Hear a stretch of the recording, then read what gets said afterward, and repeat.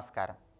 ఈరోజు రామానుజాచార్యుల వారి జయంతి. ఈ సందర్భంగా రామానుజాచార్యుల వారి సంపూర్ణమైన అనుగ్రహం కలగటానికి ప్రతి ఒక్కరూ కూడా ఇంట్లో దీపారాధన చేశాక ఒక ప్రత్యేకమైన శ్లోకాన్ని పఠించాలి. ఆ శ్లోకం ఏంటో ఇప్పుడు మనం చూద్దాం.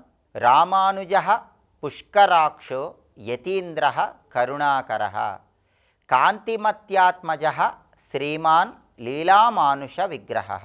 ఈ శ్లోకాన్ని చదువుకుంటే రామానుజాచార్యుల వారి సంపూర్ణమైన అనుగ్రహానికి ప్రతి ఒక్కరూ సులభంగా పాత్రులు కావచ్చు. మనకి భగవత్ సంబంధమైనటువంటి తత్వాలలో 3 తత్వాలు ఉంటాయి: ద్వైతము, అద్వైతము, విశిష్టాద్వైతము. ద్వైతము అంటే భగవంతుడు వేరు, భక్తుడు వేరు అని చెప్పే సిద్ధాంతం ద్వైతం. దీన్ని మధ్వాచార్యుల వారు ప్రతిపాదించారు. ఆ తర్వాత భగవంతుడు భక్తుడు ఇద్దరూ ఒక్కటే అని చెప్పిన సిద్ధాంతం అద్వైత సిద్ధాంతం. దీన్ని ఆదిశంకరాచార్యుల వారు ప్రతిపాదించారు. భగవంతుడు భక్తుడితో పాటు ప్రకృతి కూడా ఉంటుందని, ప్రకృతిలో భక్తుడు భగవంతుణ్ణి ఆరాధన చేయటం ద్వారా భగవద్ అనుగ్రహం కలుగుతుందని చెప్పిన సిద్ధాంతం విశిష్టాద్వైత సిద్ధాంతం. దీన్ని రామానుజాచార్యుల వారు ప్రతిపాదించారు. రామానుజాచార్యుల వారు అవతార స్వరూపులు. రామానుజాచార్యుల వారు 7 రకాలైనటువంటి అంశస్వరూపాలతో ఆవిర్భవించారని ధర్మశాస్త్ర గ్రంథాలు తెలియజేస్తున్నాయి. ఆదిశేషుడి అంశ, శ్రీ మహావిష్ణువు అంశ, విష్ణుమూర్తి చేతిలో ఉన్నటువంటి 5 ఆయుధాల అంశ. ఈ 7 కలిస్తే అప్పుడు కేశవ సోమయాజి, కాంతిమతీదేవి అనే దంపతులకి రామానుజాచార్యుల వారు జన్మించారు. రామానుజాచార్యుల వారు తల్లిదండ్రులకి సులభంగా జన్మించలేదు. కేశవ సోమయాజి, కాంతిమతీదేవి వీళ్ళిద్దరూ కూడా 40 రోజుల పాటు అత్యంత భక్తి శ్రద్ధలతో పుత్రకామేష్టి యాగం చేశారు. ఆ పుత్రకామేష్టి యాగం చేసినప్పుడు ఈ 7 అంశస్వరూపాలు కలగలిసి రామానుజాచార్యుల వారు ఆవిర్భవించారు. రామానుజాచార్యుల వారు జన్మించగానే ఆకాశం నుంచి ఆకాశవాణి ధీర్లబ్ధ ధీర్లబ్ధ అంటూ పలికిందని ధర్మశాస్త్ర గ్రంథాల్లో చెప్పారు. అంటే ధీరుడు లభించాడు, సనాతన ధర్మాన్ని కాపాడే ధీరుడు ఉదయించాడు అన్న అర్థంలో ధీర్లబ్ధ ధీర్లబ్ధ అని అశరీరవాణి పలికింది. అలాగే కాంతిమతీదేవి సోదరుడు తిరుమల నంబి అని ఉండేవాడు. ఆ తిరుమల నంబి వెంకటేశ్వర స్వామి సంపూర్ణమైన అనుగ్రహాన్ని పొందాడు. ఆయన వచ్చి జన్మించగానే రామానుజాచార్యుల వారిని చూడగానే శ్రీమద్ రామాయణంలో లక్ష్మణుడి శక్తి మొత్తం ఈ బాలుడిలో తాండవిస్తోంది, అందుకే రామానుజుడు అనే పేరు పెట్టమని పలికాడు. రామ అనుజుడు అంటే రాముని సోదరుడు లక్ష్మణుడు.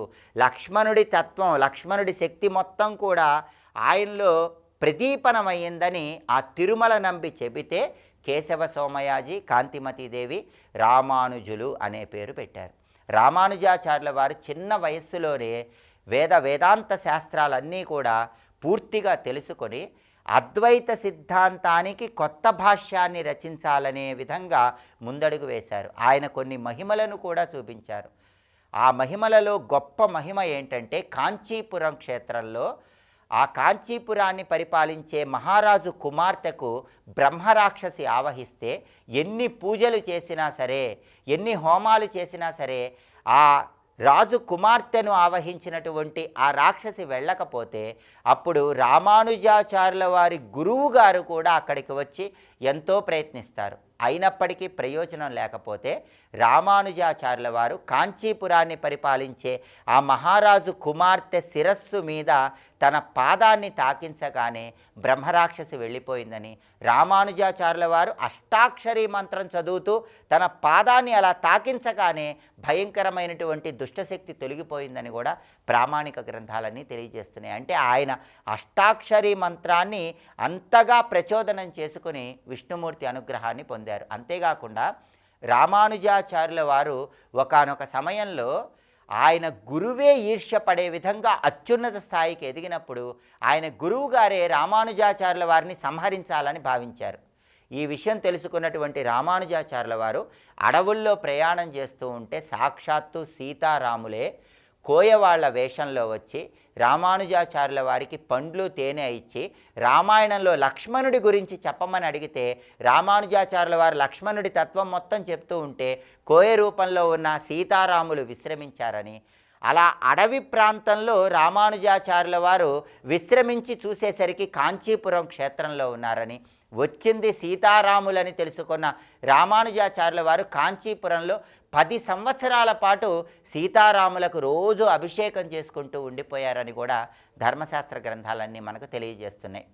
విశిష్టాద్వైత సిద్ధాంతాన్ని దశ దిశలా వ్యాపింపజేసినటువంటి రామానుజాచార్యుల వారి జయంతి సందర్భంగా ఆయన అనుగ్రహం కలిగి శ్రీమన్నారాయణమూర్తి సంపూర్ణమైన అనుగ్రహం ద్వారా సమస్త శుభాలను సిద్ధింపజేసుకోవటానికి ఏ శ్లోకాన్ని జపించుకోవాలో ఇంకొకసారి చూద్దామా మరి. రామానుజ పుష్కరాక్షో యతీంద్ర కరుణాకర కాంతిమత్యాత్మజ శ్రీమాన్ లీలామానుష విగ్రహ. ఈ శ్లోకాన్ని దీపారాధన చేశాక చదువుకున్నట్లయితే రామానుజాచార్యుల వారి అనుగ్రహం కలుగుతుంది. తద్వారా శ్రీమన్నారాయణమూర్తి అనుగ్రహం కలిగి సమస్త శుభ ఫలితాలను సిద్ధింపజేసుకోవచ్చు. స్వస్తి.